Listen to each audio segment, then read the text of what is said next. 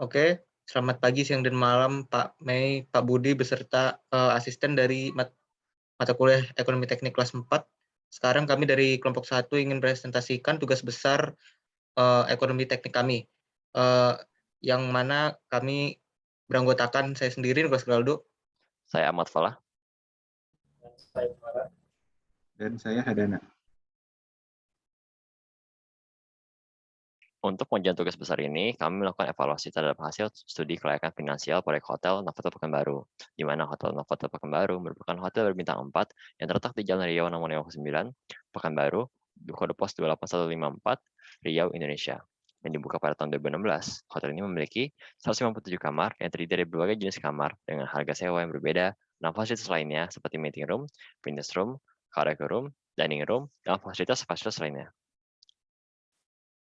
Selain itu, pada presentasi kali ini akan dibagi menjadi 4 subbab, yakni latar belakang, data-data, penyusunan cash flow, dan analisis ekonomi teknik yang meliputi analisis NPV, BCR, IRR, value period, dan analisis sensitivitas. Oke, untuk subbab pertama yakni latar belakang. Jadi latar belakang Indonesia merupakan salah satu negara dengan jumlah penduduk yang besar. Maka kebutuhan akan tempat tinggal sementara atau penginapan seperti hotel akan semakin meningkat.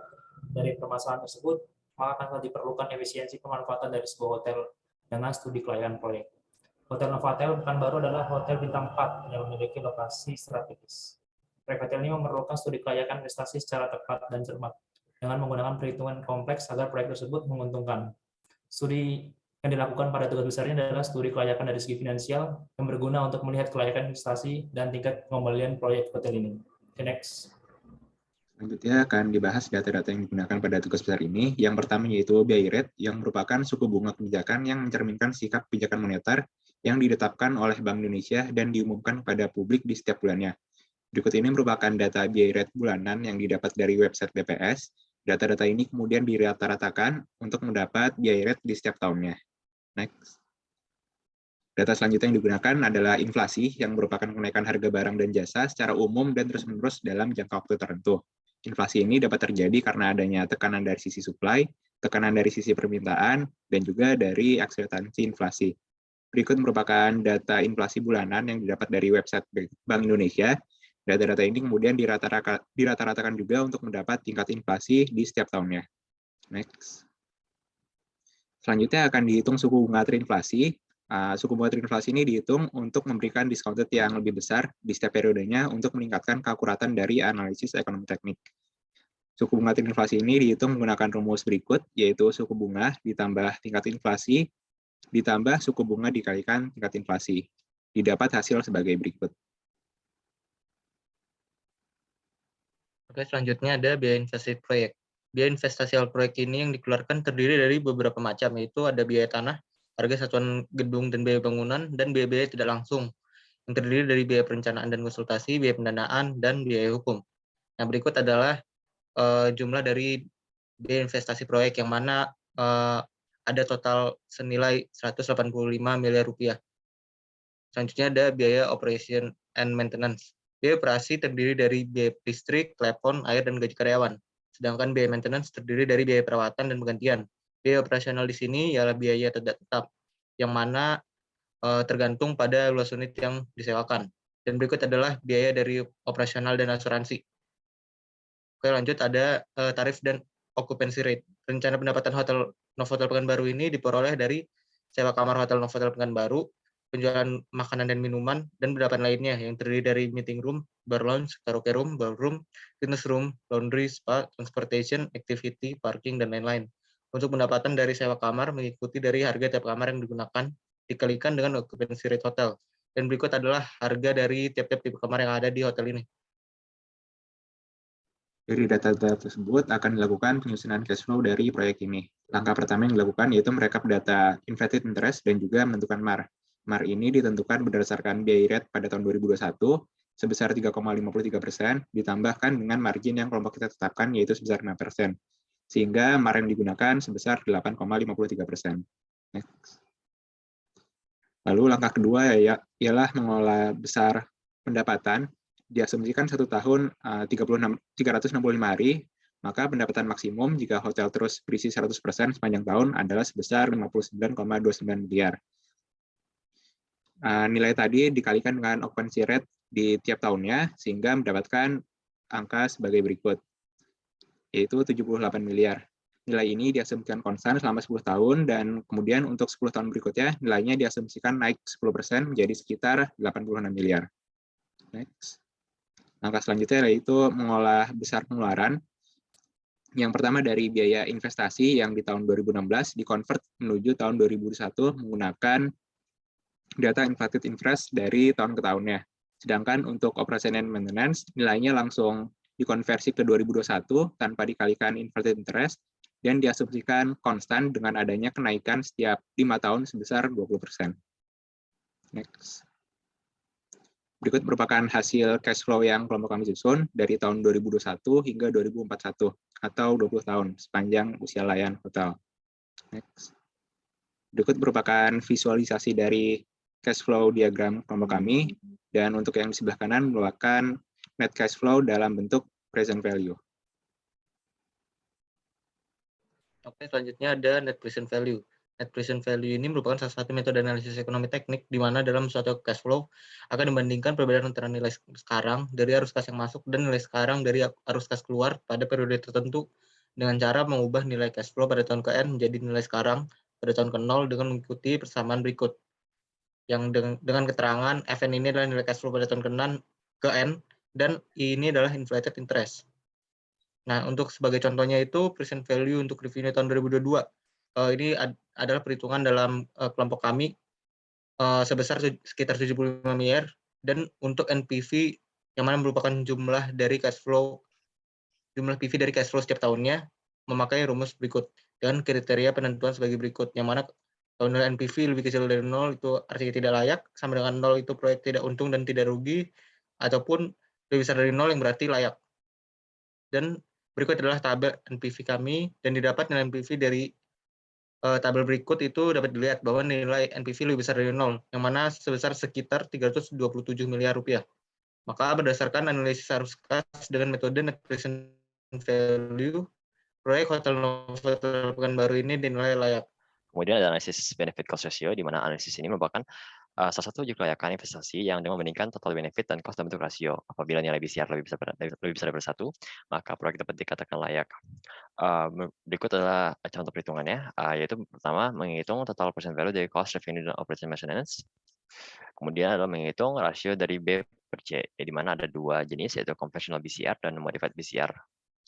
Dari kedua cara tersebut diperoleh bahwa untuk conventional BCR itu memiliki rasio sekitar 1,7564, dan untuk modified BCR adalah 2,2378, di mana kedua syarat ini terpenuhi layak ya. Lalu ada analisis internal rate of return atau IRR, di mana analisis ini menggunakan besaran rate yang membuat net present value dari sebuah cash flow bernilai 0 atau NPV sama 0, di mana apabila IRR ini lebih besar daripada MAR, maka suatu investasi dapat dikatakan layak, dan apabila IRR lebih kecil daripada MAR, maka suatu investasi dikatakan tidak layak. Berikut adalah contoh perhitungannya, yaitu pertama kita melakukan hitung persen dari seluruh cash flow, di mana suku bunga IRR ini diasumsikan terlebih dahulu. Diketahui bahwa MAR itu di posisi 8,53%, maka asumsi awal IRR adalah 12% agar syarat IRR lebih besar daripada MAR terpenuhi. Berikut adalah hasil perhitungan NPV dengan IRR 12%, dan didapat bahwa NPV tidak sama dengan 0, maka perlu ditentukan nilai IRR yang baru. Lalu, dari hasil perhitungan menggunakan fitur Gaussian pada Microsoft Excel, diperoleh saat NPV sama dengan 0, didapatkan IRR sebesar 22,78%, dan dapat dilihat bahwa nilai IRR tersebut lebih besar pada MAR, dan dapat dikatakan bahwa analisis IRR ini layak. Untuk analisis selanjutnya adalah payback period. Jadi payback period merupakan metode analisis ekonomi teknik dari segi ekonomi finansial. Metode ini menentukan lama waktu yang dibutuhkan dalam pengembalian biaya investasi. Apabila payback period kurang dari atau sama dengan lama masa konsensi, maka proyek tersebut dikatakan layak. Jika sebaliknya, maka proyek tersebut tidak layak. Jadi perhitungan payback period dilakukan dengan menghitung project balance dari waktu ke waktu dengan memperhitungkan bunga, yaitu dengan rumus seperti di bawah. Oke, next. Di berikut adalah total perhitungan project balance pada tahun pertama. Itu dilihat nilainya minus sebesar 226 miliar. Dan sehingga diperoleh pada tahun ke-6 PBB rate proyeknya terjadi seperti di tabel dan diagram di bawah. Oke, next. Jadi berdasarkan hasil perhitungan, project balance bernilai negatif pada tahun ke-5 dan menjadi positif pada tahun ke-6, yang menandakan bahwa proyek ini akan balik modal dan mengalami keuntungan.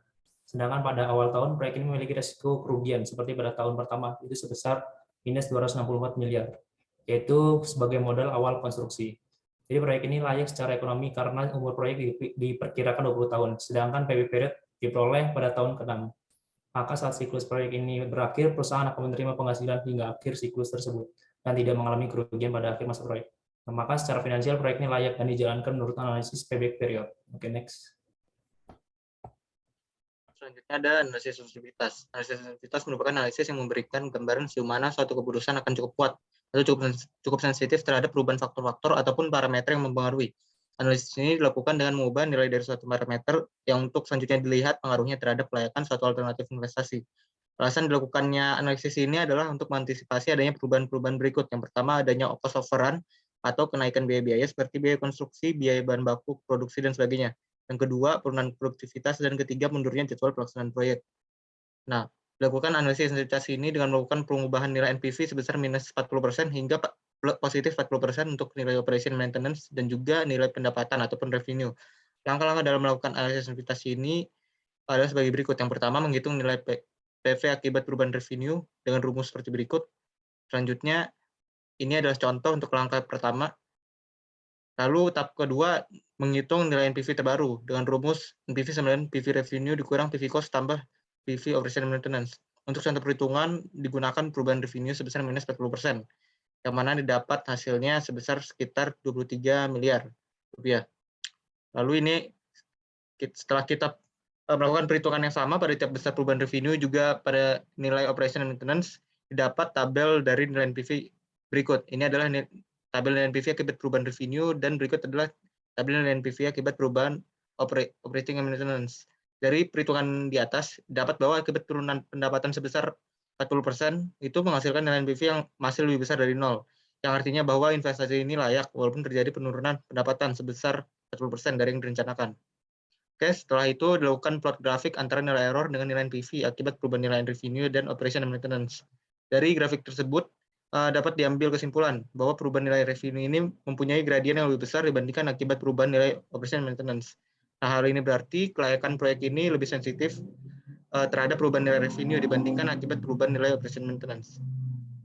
Lalu ini ada kesimpulannya, setelah dilakukan pengecekan perhitungan dari sebelumnya, yakni NPV, BCR, IRR, payback period, dan analisis sensitivitas, dapat disimpulkan bahwa proyek ini masih layak. Ada pula dalam proses pengujian tugas besar ini dapatkan saran sebagai berikut, yaitu pertama, agar proyek hotel dapat tetap menghasilkan keuntungan optimal, sebisa mungkin nilai tarif stabil karena pengaruh tarif terhadap nilai keuntungan cukup besar. Selain itu, pada proses pengerjaannya, ketelitian dalam perhitungan analisis ekonomi teknik diperlukan agar tidak terjadi kesalahan pada hasil analisis teknik tersebut. Kemudian, sekian dari kami. Kurang lebihnya mohon dimaafkan. Wassalamualaikum warahmatullahi wabarakatuh.